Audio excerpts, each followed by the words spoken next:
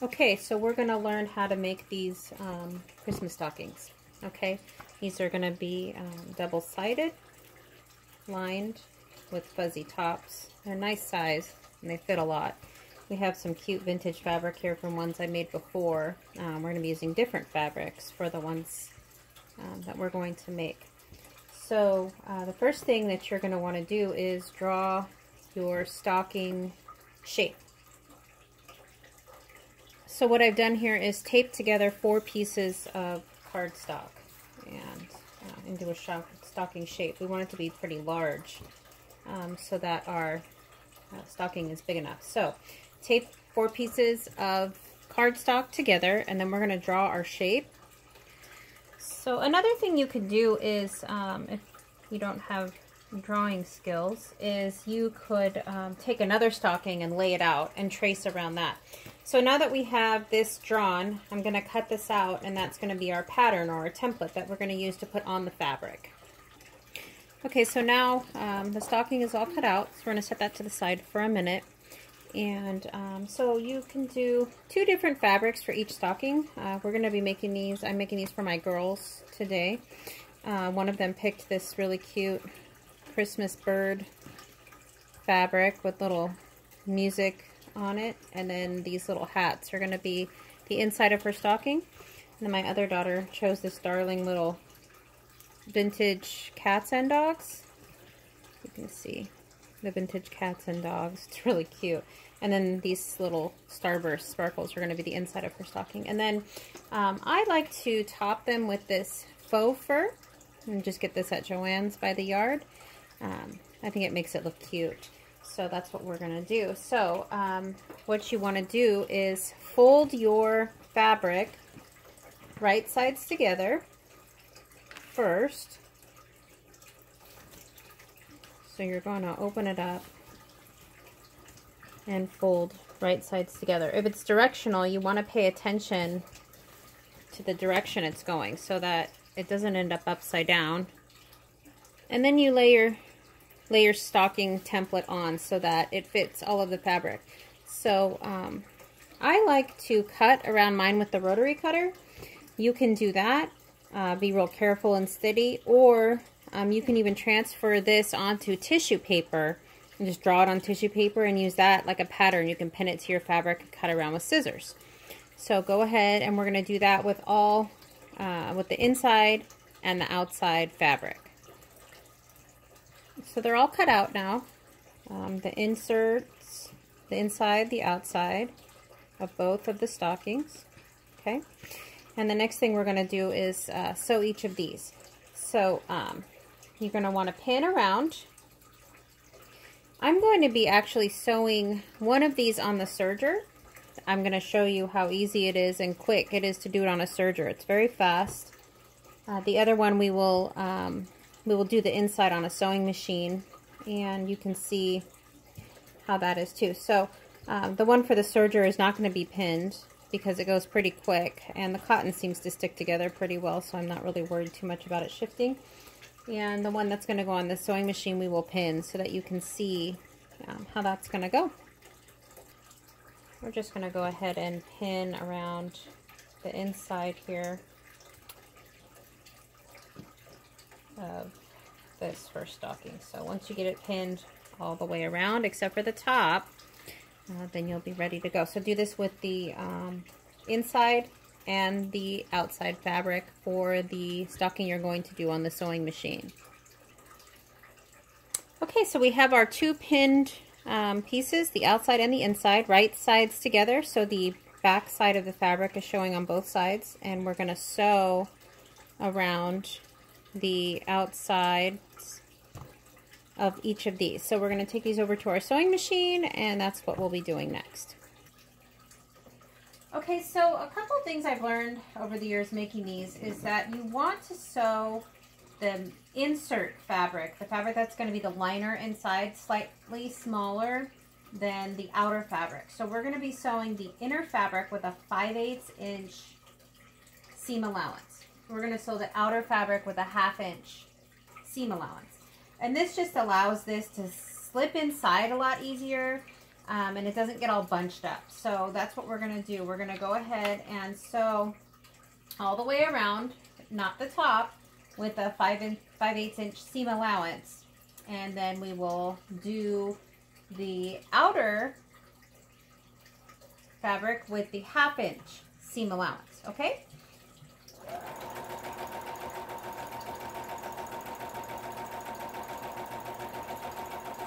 Okay, Jules.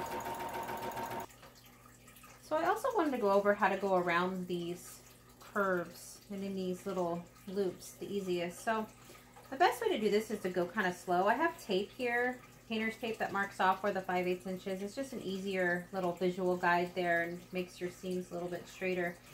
So when you're going around these curves, you want to stop every now and then. So here we have, we went a couple spaces and we're going to stop, lift up our foot a little, turn, go a little bit more, stop, and turn, just so that we're keeping our seam allowance all the way around. Now some people that are a little more experienced can just zip right around this, but you know, if you're not that experienced and you're having a little bit of a hard time, or you're just learning, this is some good tips for sewing around the brown parts here. So go ahead and continue doing that. It's okay to take your time.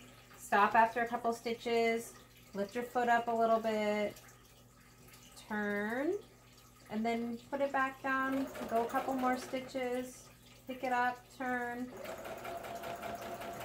See, just like that. And just a quick reminder to move your tape over or adjust to do only a 1/2 inch seam allowance on the outer fabric. So I moved my tape over just 1/8 of an inch to the half inch mark, and go ahead and sew all the way around that one.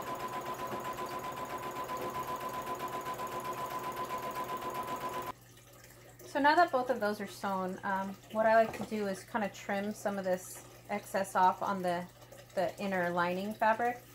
So I'm going to use my peeking shears here and just kind of trim some off all the way around. Again, this is just something I kind of learned from experience making these. I've made several of these, and it just helps for it to lay flatter when it's sitting inside the outer fabric. It just keeps it from bunching. It helps the toe to lay flatter, the heel to lay flatter. So it's a good extra step. It just kind of helps. So go ahead and trim around your inner fabric. So after you're done with that, on both pieces, you're going to make little snips with your little scissors on the curves.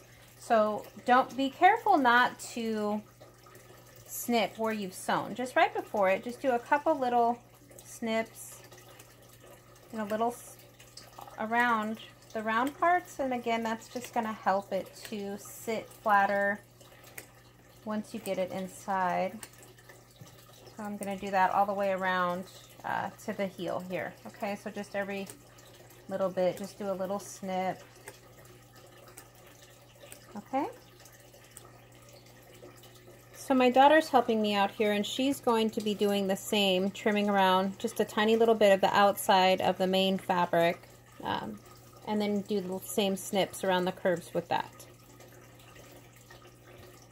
So our next step is to get our top ready. So remember, we had that nice faux fur fuzzy fabric here, and mine is cut 18 inches by 8 inches. And the 18 inches comes from doubling the width of the top of the stocking. So whatever your width is, you're going to want to double that. So mine's 9 inches, so I doubled it to 18 inches. And then the reason it is 8 is because when it's folded in half around the top, I like 4 inches of the fur around the top. So 18 by 4 for mine. And you are going to fold this in half, right sides together. And you're going to sew it with a 1/2 inch seam allowance. So I have one done here already with the 1/2 inch. And then what you're going to do is fold it in half evenly so that we have the cuff ready. Okay? So now we're going to start putting our stocking together. and getting it ready to go. Now, one thing I did leave out was the ribbon. So you need a piece of ribbon for hanging if you want it to hang. And I recommend maybe 1/2 inch to 1 inch wide ribbon cut to 6 inches in length. So I will have that ready in our next step. So now we can start putting all this together. So you're going to take your outer stocking fabric and you're going to turn it right side out. This. And you want to push it. You can use a little chopstick or something, or your hands even, and just push out all the way along the edges there. Okay, so that it lays flat. I would even take it on over to the ironing board and go ahead and press down so that it's nice and flat there, okay? So we will go ahead and take that down and press it. Okay, so now that our outside is turned right side and pressed, we're going to take the inner piece and we're going to leave it inside out because we're just going to slip it right into the inside of our stocking outer fabric here. So go ahead and slip that down in there. And then you want to line the seams up on the front and the back. So just get it all the way down in there to the toe. Kind of hold while you work it in there. And then you want the seams, the back seam here and the front seam to line up with each other so that they're even. Okay, so once you have that all pushed in and situated, you're going to take your ribbon. Okay, remember the 6-inch piece of ribbon. This is a 7/8-inch piece. So you're going to take your ribbon and fold it in half. You're going to pin it inside here to the back loop facing down the back seam. Pin it right evenly with this back seam. Okay, just like this. I'm just going to pin it down in there like that, close to the back, okay, so that it's going to go down inside. The next step is you're going to take your fur and you want the raw edge to be facing up. So you're going to stick your fur in with the seam matching again to the back seam of the stocking. You're going to push that down in there and you're going to match the back seam with the back seam. And then you're going to pin it all the way around. So all the layers, raw edges are touching. These are thick pins here. And we're going to pin that all the way around. Huh?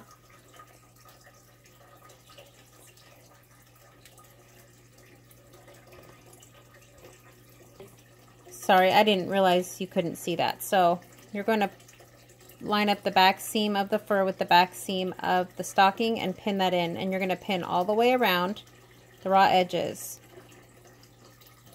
Okay.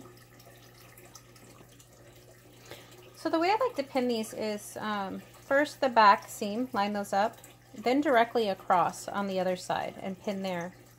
Then you're going to take it and pin in the middle of the side and then in the middle of the other side here. Because it looks slightly bunchy, you want to just kind of even out that bunch so that you don't end up with a big weird piece at the end of the sewing. So once you get that all kind of evened around and pinned, okay, so then now we're going to go between these two. Once you get that all pinned, we're going to go over to our sewing machine and sew, and that's our last step. So we'll see you over there at the machine. Okay, so now we are just going to sew right around our edge here, sewing all 3 of these together. So if you have a walking foot, that's probably better. I'm not going to use the walking foot right now because not everyone has one, but I put this back kind of at the 5/8" allowance there. I think what I'm going to do is just run the fabric right along the presser foot here. My needle is in, so it's about a 1/2 inch around. And put your needle down, and then go ahead and sew around. Forget to pull your pins and finish all the way around. and then we will do the final reveal. Go. Okay, so we're all sewn all the way around. So now all we have to do is just flip here and fold over our fur. And then don't forget to take your pin out from your ribbon. And then just kind of adjust so that it looks nice there. Okay, and there you go. We're all done. Wasn't that easy?